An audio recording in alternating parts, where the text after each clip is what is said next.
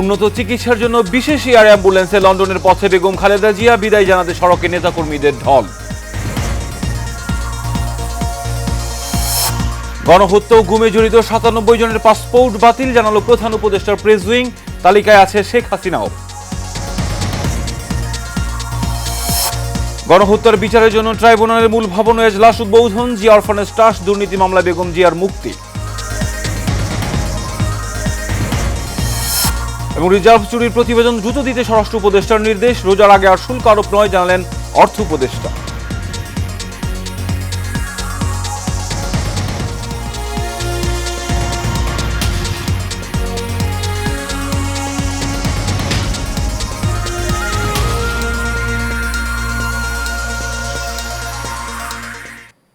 স্বাগত এশিয়ান সকালের সংবাদের সঙ্গে আছে আমি কাউসার আহমেদ। এখন শুনছিলেন বিআরবি কেবল ইন্ডাস্ট্রিয়াল লিমিটেড সংবাদ শিরোনাম।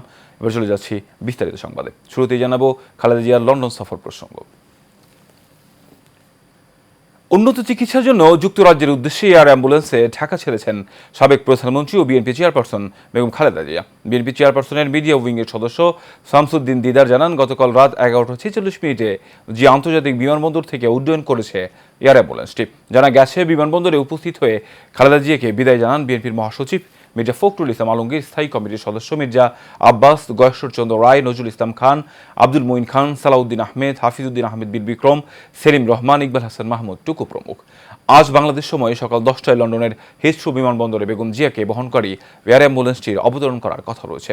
সেখানে তাকে স্বাগত জানাবেন বিএনপির ভারপ্রাপ্ত চেয়ারম্যান তারেক রহমান ও তার পরিবারের সদস্যরা।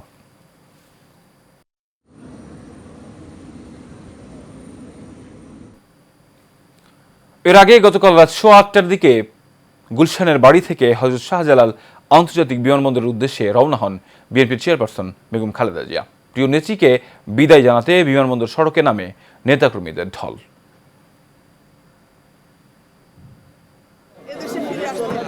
নানান জল্পনা কল্পনা ও মামলা মোকদ্দমা, চিকিৎসকদের সলা পরামর্শ, রাজনৈতিক মারপেচের পর অবশেষে উন্নত চিকিৎসার জন্য বিদেশ সফরে যাচ্ছেন বিএনপি চেয়ারপারসন বেগম খালেদা জিয়া। নির্ধারিত সময় একটু পরেই চেয়ারপারসনের গুলশানের বাসভবন ফিউচার থেকে তার চিকিৎসক প্রতিনিধি এবং তার সফর সঙ্গীদের নিয়ে যাত্রা শুরু করেন সাবেক 3বারের প্রধানমন্ত্রী। এ সময় তার বাসভবনের গেট থেকে বিমানবন্দর পর্যন্ত নেতাকর্মীরা তাকে স্বাগত জানান। এর আগে তার সাথে দেখা করতে আসেন বিএনপির কেন্দ্রীয় নেতাকর্মীরা। বেগম খালেদা জিয়া বাংলাদেশের একমাত্র নেত্রী যিনি কখনোই গণতন্ত্র সংগ্রামে কখনোই আপোষ করেন নাই। আশা করছি এটাই যে আমাদের নেত্রী, আমাদের মা দেশনেত্রী বেগম খালেদা জিয়া সুস্থ, স্বাভাবিক এবং সুন্দর একটি মন নিয়ে আমাদের মাঝে আবার ফিরে আসবে। আমাদের মাঝে সুস্থ ফিরে আসতে পারে, সেজন্য আমরা ঢাকা উত্তর বিএনপির পক্ষ থেকে সবার দেশবাসীর কাছে দোয়া কামনা করছি। নেতাকর্মীদের প্রত্যাশা, দ্রুতই সুস্থ হয়ে দেশে ফিরে এসে দলের হাল ধরবেন দলের চেয়ারপারসন। উনি যে অবস্থায় ছিলেন, এটা দেশের মানুষ অনেকেই ভাবেনি যে এই অবস্থা থেকে উনি ফিরে আসবেন। মানুষটির জন্য আসুন আমরা সবাই মিলে দোয়া করি যেন তিনি আবার সুস্থ হয়ে আমাদের মাঝে ফিরে আসতে পারেন। হিথ্রো বিমানবন্দরে বেগম জিয়াকে স্বাগত জানাবেন বড় ছেলে তারেক রহমান। দীর্ঘ প্রায় 7 বছর পর সন্তানের সাথে দেখা হবে মায়ের। লন্ডন ক্লিনিকে উন্নত চিকিৎসা শেষে সুস্থ হয়ে সৌদি আরবে ওমরা শেষে আবার দেশে ফেরার কথা রয়েছে 3বারের প্রধানমন্ত্রী এবং বিএনপি চেয়ারপারসন বেগম খালেদা জিয়ার। অবশেষে উন্নত চিকিৎসার জন্য বিদেশ গেলেন বিএনপি চেয়ারপারসন বেগম খালেদা জিয়া। এইটি মূলত চিকিৎসার জন্য সফর হলেও রাজনৈতিক মহল তো বটেও, জনমনে রয়েছে নানা কৌতূহল। সেই কৌতূহল জানতে সবাইকে অপেক্ষা করতে হবে। বেগম খালেদা জিয়ার বাসভবন ফিরোজা থেকে কাউসার আহমেদ, এশিয়ান টেলিভিশন। এবার ভিন্ন প্রসঙ্গ। জুলাই গণহত্যার সঙ্গে জড়িত শেখ হাসিনা সহ 75 জনের পাসপোর্ট বাতিল করা হয়েছে। গতকাল সন্ধ্যায় ফরেন সার্ভিস একাডেমিতে সংবাদ সম্মেলনে এই তথ্য জানান প্রধান উপদেষ্টার প্রেস উইং উপদেষ্টা সচিব আবুল কালাম আজাদ মজুমদার। এছাড়া গুমের ঘটনায় জড়িত থাকার অভিযোগে বাতিল করা হয়েছে 22 জনের পাসপোর্ট। তিনি আরও বলেন, ক্ষমতাচ্যুত প্রধানমন্ত্রী শেখ হাসিনার কূটনৈতিক পাসপোর্ট, লাল পাসপোর্ট বাতিল করেছে অন্ধ্রপ্রদেশ সরকার। একই সঙ্গে সেটি ভারতকেও জানানো হয়েছে। ভারতের পক্ষ থেকে জানানো হয়েছে তারা শেখ হাসিনার জন্য ট্রাভেল পাস ইস্যু করেছে।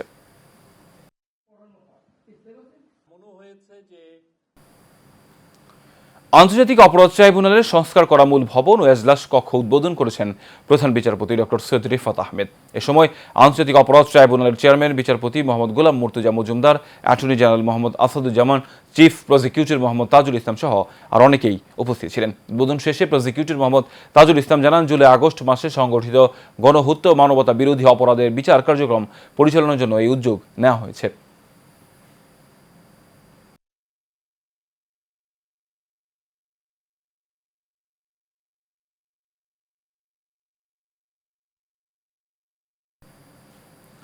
জি অরফানেজ ট্রাস্ট দুর্নীতি মামলায় বিএনপি চেয়ারপারসন বেগম খালেদা জিয়াকে খালাস দিলেন আপিল বিভাগ। গতকাল প্রধান বিচারপতি সৈয়দ রিফাত আহমেদের নেতৃত্বাধীন 5 সদস্যের বেঞ্চ এই রায় দেন।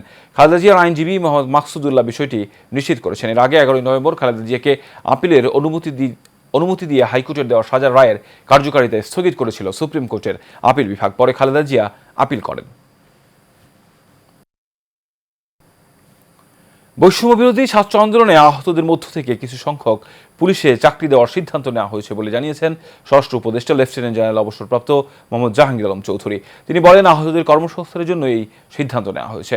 গতকাল সিআইডির প্রধান কার্যালয় পরিদর্শন শেষে সাংবাদিকদের এক প্রশ্নের জবাবে তিনি এসব কথা বলেন। তিনি বলেন, আপাতত পুলিশে শুরু করছি, পরবর্তী সময়ে মন্ত্রণালয়ের অধীনে থাকা সব ডিপার্টমেন্টে চাকরি দেওয়া হবে। স্বরাষ্ট্র উপদেষ্টা আরও বলেন, বিগত সরকারের আমলে সব থেকে বড় সমস্যা ছিল মানি লন্ডারিং। এটা নিয়ে সিআইডি প্রধানকে নির্দেশনা দেওয়া হয়েছে। দ্রুত বাংলাদেশ ব্যাংক থেকে রিজার্ভ চুরির ঘটনার প্রতিবেদন দেওয়ার নির্দেশ দেওয়া হয়েছে বলেও জানান তিনি।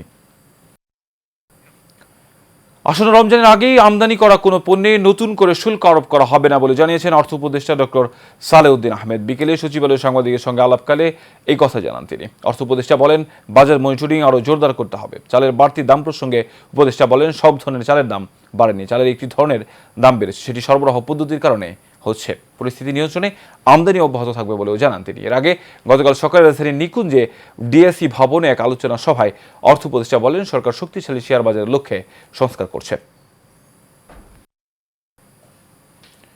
রংপুরে তীব্র শীতে কনকনে ঠান্ডায় জুবুথুবু অবস্থা ওই অঞ্চলের মানুষের। সেই সাথে তাপমাত্রা ওঠানামা করায় বাড়ছে শীতজনিত রোগীর সংখ্যা। আগুন পোহাতে গিয়ে দগ্ধ হয়ে হাসপাতালের বিছানায় কাতরাচ্ছেন অনেকেই। বিশেষ করে শিশুরা নিউমোনিয়া, ডায়রিয়া, শ্বাসকষ্ট, জ্বর, সর্দি সহ বিভিন্ন রোগে আক্রান্ত হয়ে হাসপাতালে ভর্তি হচ্ছে। শিশুদের পাশাপাশি আক্রান্ত হচ্ছেন বয়স্করাও। রংপুর থেকে আরিফুল ইসলামের ক্যামেরায় বাদশা ওসমানীর রিপোর্ট। বিস্তারিত জানাচ্ছেন আরব ইসলাম হিমু। রংপুর মেডিকেল কলেজ হাসপাতালে বেড়েছে শীতজনিত রোগীর সংখ্যা। বিশেষ করে কোল্ড, ডায়রিয়া, নিউমোনিয়া, সর্দি, জ্বর, অ্যাজমা, শ্বাসকষ্ট সহ নানা রোগে আক্রান্ত হয়ে বাড়ছে শিশু রোগীর সংখ্যা। উত্তরাঞ্চলের 8 জেলা থেকে আসা শিশু এবং বৃদ্ধরা হাসপাতালে ভর্তি হচ্ছেন। নার্স ডাক্তারের সেবা ঠিক থাকলেও সরকারি ঔষধ না দিয়ে স্লিপ ধরিয়ে দিচ্ছেন রোগীর স্বজনদের হাতে। তাই ওষুধ কিনে আনতে হচ্ছে বাহির থেকে। মানে একটা সিরিজ পর্যন্ত আমাদের সব কিনতে হয়, কিন্তু তারপরেও এখানে ডাক্তাররা আসে, সিস্টাররা আসে, বেশ আছে, মোটামুটি পরিবেশ ভালোই আছে। ট্রিটমেন্ট তো আমরা তো ওই যে বাইরে থাকি নিচ্ছি, ইনজেকশনগুলো লিখিয়ে দিচ্ছে, এগুলো আমরা ফুরাচ্ছি। এছাড়া প্রতিটি শয্যায় একাধিক শিশু চিকিৎসা নিচ্ছেন। হাসপাতালে সিট না পেয়ে মেঝেতে রাখা হয়েছে অনেককে। অনেকে আবার সন্তানের চিকিৎসা নিয়ে উদ্বিগ্ন হয়ে ওয়ার্ডের বাইরে ঘোরাঘুরি করছেন। ডাক্তারও প্রতিদিন দেখে, নার্সরা ডাকার সাথে আসে, ওষুধপাতি দিয়ে যায়। এখন রোগী মোটামুটি সুস্থ, চিকিৎসা সেবা ভালো পাচ্ছে। রিলিজ দেওয়ার একদিন আগে আমার বাচ্চার আবার কলেরা ডায়রিয়া শুরু হয়েছে। এদিকে শীতজনিত রোগীর সংখ্যা খুব বেশি একটা নেই, তবে যেগুলো আছে ডাক্তার নার্সদের সঠিক চিকিৎসা নিয়ে ভালো হয়ে বাড়ি ফিরছেন বলে জানান হাসপাতাল পরিচালক। নিউমোনিয়া, ব্রঙ্কিওলাইটিস বা ইদানিং আমরা ডায়রিয়ার প্রাদুর্ভাব দেখছি, এই রোগীর পরিমাণ বেশি এবং চিকিৎসক এবং অন্যান্য যে আমাদের স্টাফরা আছেন, নার্সরা আছেন এবং আরও স্টাফরা আছেন, সবাই চিকিৎসা দিচ্ছেন। যেহেতু শীত এখন বেড়েছে, তাই রোগী আসার সাথে সাথে যাতে আমরা শীতের জন্য কম্বল এবং তাদের জন্য ম্যাট্রেসের ব্যবস্থা করতে পারি, সেটা ইনশিওর করেছি। শীতের কারণে ঠান্ডাজনিত রোগীর সংখ্যা দিন দিন বৃদ্ধি পাচ্ছে, তাই সচেতনতা বাড়ানোর তাগিদ সচেতন মহলের। আরবি ইসলাম হিমু, এশিয়ান টেলিভিশন। গাজীপুরের কালিয়াকুরে ট্রাক ও যাত্রীবাহী অটোরিকশার সংঘর্ষে 3 জন নিহত হয়েছেন। এ ঘটনায় আহত হয়েছেন আরও একজন। গতকাল উপজেলার ফুলবাড়িয়া কালিয়াকুর আঞ্চলিক সড়কে এই দুর্ঘটনা ঘটে। পুলিশ জানায় কালিয়াকুর বাজার থেকে ইট ভর্তি একটি ট্রাক মাওনার দিকে যাচ্ছিল। পথে কাঞ্চনপুর চেয়ারম্যান বাড়ি বাজার এলাকায় পৌঁছালে একটি অটোরিকশার সঙ্গে সংঘর্ষ হয়। এতে ঘটনাস্থলেই রিকশা চালক করিম মিয়া নিহত হন। এ সময় আহত হন আরও 3 জন। পরে তাদের উদ্ধার করে উপজেলা স্বাস্থ্য কমপ্লেক্সে নেওয়া হলে চিকিৎসক অয়ন ও সুদীপকে মৃত ঘোষণা করেন।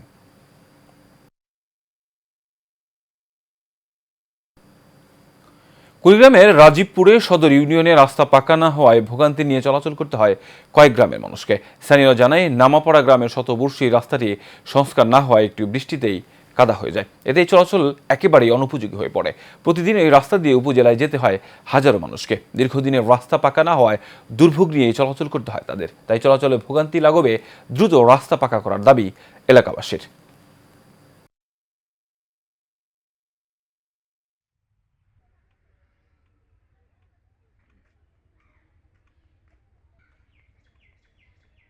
আমরা স্কুলে যেতে পারি না এই কাঁচা রাস্তা দিয়ে। মুরব্বীরা চলাফেরা করতে পারে না।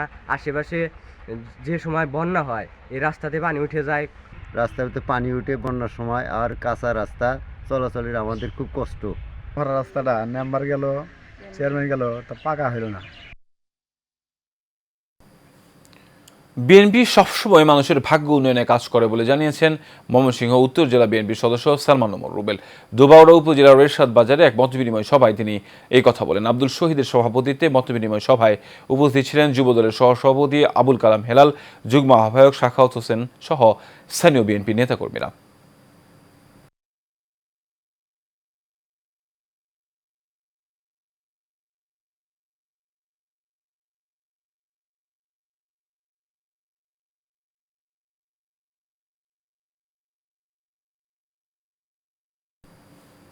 টাঙ্গাইলের ঘাটাইলে তারুণ্যের ভাবনায় আগামীর বাংলাদেশ শীর্ষক কর্মশালা অনুষ্ঠিত হয়েছে। মঙ্গলবার দুপুরে লোকের পাড়া ইউনিয়ন পরিষদ আয়োজিত অনুষ্ঠানে প্রধান অতিথি হিসেবে বক্তব্য রাখেন উপজেলা নির্বাহী অফিসার মোসাম্মদ শারমিন ইসলাম, উপজেলা মহিলা বিষয়ক অফিসার ও 4 নং লোকের পাড়া ইউনিয়ন পরিষদের প্রশাসক তাপসী শীলের সভাপতিত্বে সময় উপস্থিত ছিলেন লোকের পাড়া ইউনিয়ন পরিষদের প্রশাসনিক কর্মকর্তা সাকির হোসেন খান সহ অন্যান্যরা।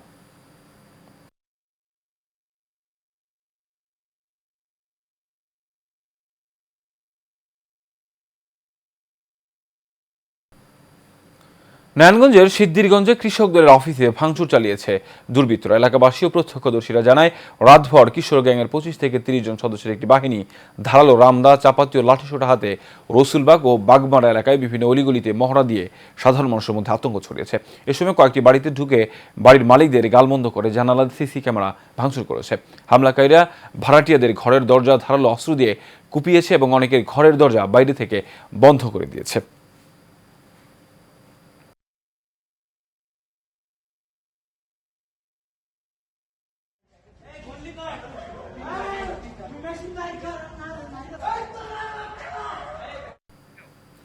গাজীপুরে নাগরিক ঐক্যের মানববন্ধনে একদল সন্ত্রাসী হামলা চালিয়েছে বলে অভিযোগ করে নাগরিক ঐক্যের নেতৃবৃন্দরা 6 জানুয়ারি বিকেলে বাওয়াল মির্জাপুর তালহা গার্মেন্টসের সামনে এই হামলা চালিয়েছে বলে দাবি করেন নাগরিক ঐক্যের নেতারা। হামলায় নাগরিক ঐক্যের 3 জন আহত হয়। পরে জয়দেবপুর থানার পুলিশ এসে পরিস্থিতি নিয়ন্ত্রণে আনে। নাগরিক ঐক্য গাজীপুর মহানগরের আহ্বায়ক ডক্টর রাশিদুল হাসান রানা এই বিষয়ে প্রশাসনের কাছে সুষ্ঠু তদন্তের মাধ্যমে বিচার দাবি করেন। জয়দেবপুর থানার অফিসার ইনচার্জ আব্দুল হালিম বলেন, অভিযোগ পেলে আইনগত ব্যবস্থা গ্রহণ করা হবে।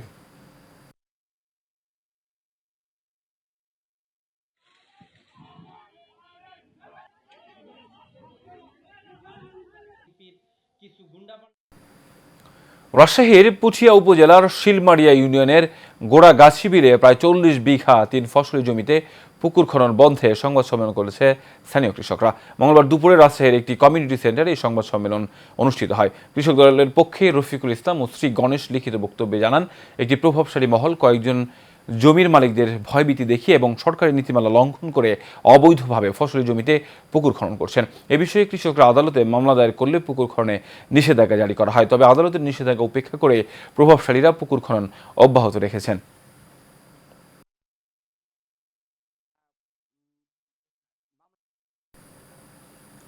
রাজশাহীতে বেসরকারি উন্নয়ন সংস্থা আশার শিক্ষা সুপারভাইজারদের বার্ষিক কর্মশালা অনুষ্ঠিত হয়েছে। কর্মসূচির আওতায় ৩১ জন শিক্ষা সুপারভাইজার নিয়ে বার্ষিক কর্মশালা অনুষ্ঠিত হয়। ৬ জানুয়ারি সোমবার সকাল ৯টা হতে দিনব্যাপী আশ্রয় ট্রেনিং সেন্টার হলরুমে মিলনায়তনে এই কর্মশালা অনুষ্ঠিত হয়।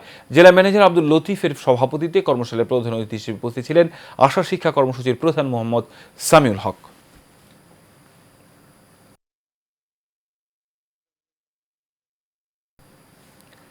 বাংলাদেশের সেনাবাহিনীর ৬৬ পদাতিক ডিভিশনের অধীনে ৬ ইঞ্জিনিয়ারিং ব্যাটালিয়নের গাইবান্ধা আর্মি ক্যাম্প উদ্যোগে শীত বস্ত্র বিতরণ করা হয়েছে।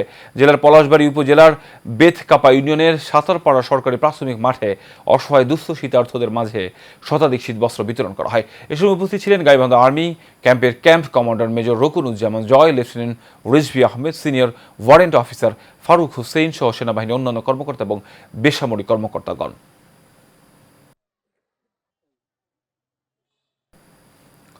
নারায়ণগঞ্জের রূপগঞ্জে জাকের পার্টির পবিত্র আজিমুসান ইসলামী দাওয়াতি জলসা অনুষ্ঠিত হয়েছে। উপজেলার কায়েতপাড়া ইউনিয়নে মাঝিনা নদীর পাড় এলাকায় এই ইসলামী দাওয়াতি জলসা অনুষ্ঠিত হয়।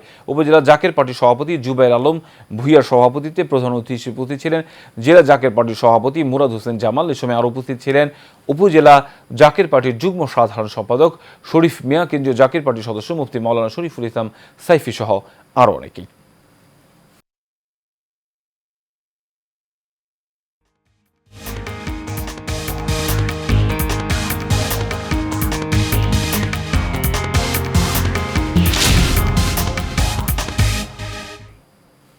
এবারে আন্তর্জাতিক সংবাদ। চীনের তিব্বত অঞ্চলে একটি শক্তিশালী ভূমিকম্পে নিহতের সংখ্যা বেড়ে ১২৬ জনে পৌঁছেছে। মঙ্গলবার সকালে ৬.৮ মাত্রার ভূমিকম্পটি আঘাত হানে, যা পার্বত্য অঞ্চল জুড়ে ব্যাপক ধ্বংসযজ্ঞ চালিয়েছে। সিআইএনই জানিয়েছে রিখটার স্কেলে ভূমিকম্পের মাত্রা ছিল ৬.৮। তবে মার্কিন ভূতাত্ত্বিক জরিপ সংস্থা ইউএসজিএস বলছে রিখটার স্কেলে ভূমিকম্পটির মাত্রা ছিল ৭.১। নেপালের রাজধানী কাঠমান্ডুতেই ভূকম্পন অনুভূত হয়। এছাড়া ভারতের বিভিন্ন অংশে ভূকম্পন অনুভূত হওয়ার তথ্য পাওয়া গেছে। স্থানীয় প্রশাসন জানিয়েছে আহতের সংখ্যা শতাধিক ছাড়িয়েছে এবং বহু মানুষ এখনও নিখোঁজ রয়েছে। উদ্ধারকর্মীরা ধ্বংসস্তূপের নিচে আটকে পড়া লোকদের উদ্ধারে প্রাণপণ চেষ্টা চালিয়ে যাচ্ছেন। তবে দুর্গম এলাকা ও বৈরী আবহাওয়ার কারণে উদ্ধার কার্যক্রম চ্যালেঞ্জ দেখা দিয়েছে। দর্শক, সমালোচনার মুখে পদত্যাগের ঘোষণা দিয়েছেন কানাডার প্রধানমন্ত্রী জাস্টিন ট্রুডো।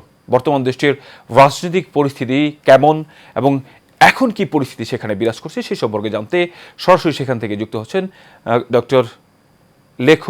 প্রবাসী লেখক ডক্টর শোয়েব সাইদ। জাস্টিন ট্রুডোর পদত্যাগের পর কানাডার বর্তমান রাজনৈতিক পরিস্থিতি কেমন দেখছেন? জি, জাস্টিন ট্রুডো আসলে পদত্যাগের ঘোষণা দিয়েছেন। ওনার পদত্যাগ কার্যকর হবে আর কিছুদিন পরে, যখন লিবারেল পার্টির নতুন নেতা নির্বাচিত হবে। নির্বাচিত হতে আরো মাস দুয়েক সময় পাবেন উনি।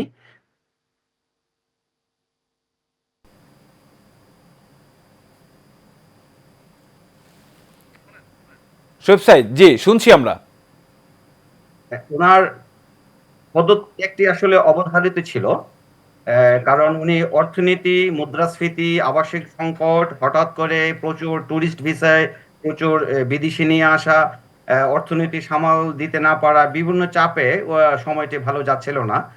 কিন্তু এই অবধারিত অবস্থার মধ্যে বিশেষ করে ডোনাল্ড ট্রাম্পের সঙ্গে ওনার ট্যারিফ নিয়ে একটি মিটিংয়ে ডোনাল্ড ট্রাম্পের আচরণে যে প্রতিক্রিয়া সৃষ্টি হয়েছে কানাডাতে, সেটিও উনি সমালোচনার মুখে পড়েন এবং তার পরিপ্রেক্ষিতে ওনার ডেপুটি প্রধানমন্ত্রী ক্রিস্টিয়া ফ্রিল্যান্ড পদত্যাগ করেন এবং উনি নতুন করে মন্ত্রিসভা পুনর্বিন্যস্ত করেন। কিন্তু তারপরও শেষ রক্ষা হয়নি। প্রবল চাপের মধ্যে আবার নির্বাচনে ভালো করার আশায় উনি পদত্যাগ করতে বাধ্য হলেন এবং ওনার এই পদত্যাগ কার্যকর হবে সম্ভবত মার্চ মাসের দিকে।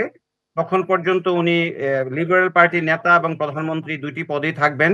বিশেষ করে আপনারা জানেন যে এই মাসে প্রেসিডেন্ট ট্রাম্প ক্ষমতা নিচ্ছেন মার্কিন প্রেসিডেন্ট হিসাবে। প্রাথমিক পর্যায়ে ট্রাম্পের সঙ্গে তাদের সম্পর্কের বিষয়েও এই মুহূর্তে কোনো পরিবর্তন দেখতে যাচ্ছেন না। ফলে আগামী মার্চ পর্যন্ত ট্রুডো থাকছেন, তবে মার্চের পরে উনি চলে যাবেন।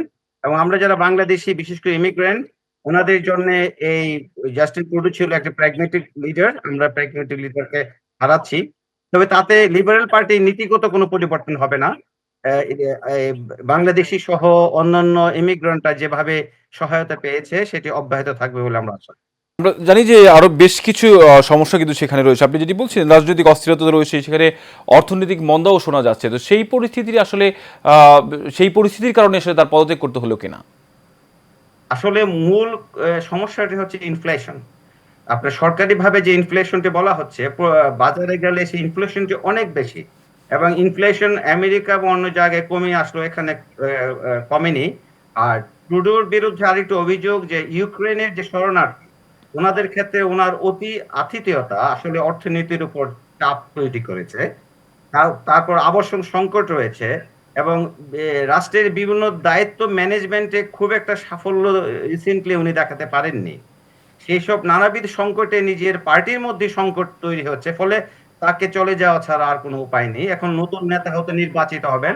নতুন নেতা নির্বাচনের দৌড়ে আপনার ডেপুটি প্রাইম মিনিস্টার যিনি কিছুদিন আগে পদত্যাগ করেছেন, ক্রিস্টিয়া ফ্রেল্যান্ড, পররাষ্ট্রমন্ত্রী মেলানি জোলি, তারপরে ধরেন কানাডা ব্যাংক অফ কানাডার সাবেক গভর্নর মার্ক কার্নি, এবং ভারতীয় বংশোদ্ভূত অনিতা আনন্দ যিনি অক্সফোর্ড গ্রাজুয়েটেড লয়ার, ওনারা নতুন নেতৃত্বে দৌড়ে আছেন।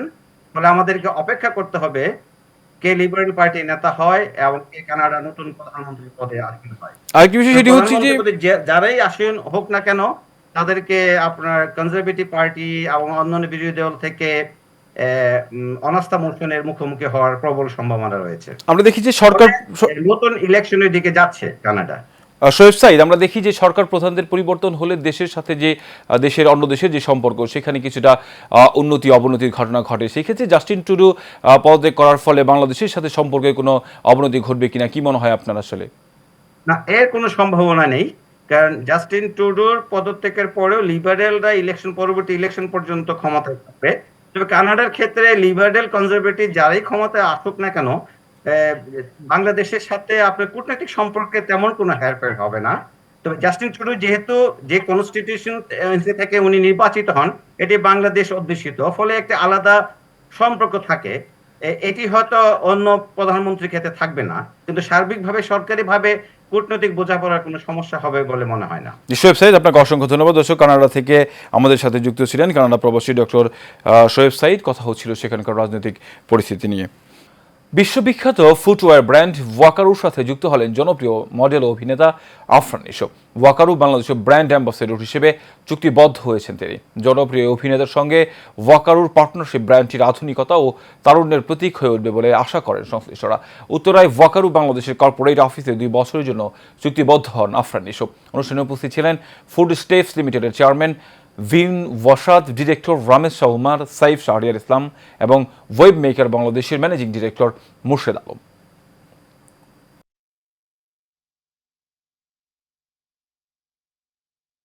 এবার ফুটবল প্রসঙ্গ। সাভারের আমিনবাজার এলাকায় আরাফাত রহমান কোকফ সিটি ফুটবল টুর্নামেন্ট অনুষ্ঠিত হয়েছে। যুবদল ছাত্রদল উদ্যোগে বেগুনবাড়ি ফোরকানিয়া মাদ্রাসা মাঠে এই খেলা অনুষ্ঠিত হয়। এতে প্রধান অতিথি হিসেবে উপস্থিত ছিলেন সাভার উপজেলা পরিষদের সাবেক চেয়ারম্যান বিএনপির নেতা আলহাজ মোহাম্মদ কফিল উদ্দিন, বিএনপি নেতা আলহাজ আমদাদ হোসেন, মোহাম্মদ হোসেন সহ আর অনেকেই এই সময় উপস্থিত ছিলেন। শেষ করবো এশিয়ার সকালের সংবাদ। এর আগে বিআরবি কেবল ইন্ডাস্ট্রি লিমিটেড সংবাদ শিরোনাম জানাবো আরও একবার। উন্নত চিকিৎসার জন্য বিশেষ এয়ার অ্যাম্বুলেন্সে লন্ডনের পথে বেগম খালেদা জিয়া, বিদায় জানাতে সড়কে নেতাকর্মীদের ঢল। গণহত্যা গুমে জড়িত 97 জনের পাসপোর্ট বাতিল জানালো প্রধান উপদেষ্টার প্রেস উইং। তালিকায় আছে শেখ হাসিনাও। গণহত্যার বিচারের জন্য ট্রাইব্যুনালের মূল ভবন ও এজলাস উদ্বোধন। জিয়া অরফানেজ ট্রাস্ট দুর্নীতি মামলায় বেগম জিয়ার মুক্তি।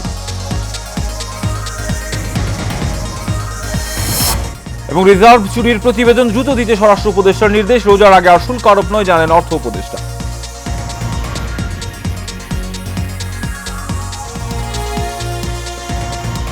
এশিয়ান সকালের সংবাদ এ পর্যন্তই। পরের সংবাদ দেখার আমন্ত্রণ রইল। ধন্যবাদ সবাই।